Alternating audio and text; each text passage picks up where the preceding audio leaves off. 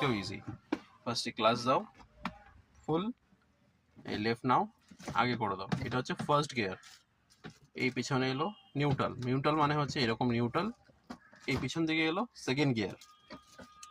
খুবই সিম্পল এটা, কিন্তু হ্যাঁ অবশ্যই ফার্স্টে full clutch, first gear, clutch ছাড়ো, এক্সেলেটার দাও, অবশ্যই দু পায়ে, আমি এক পায়ে দেখাচ্ছি।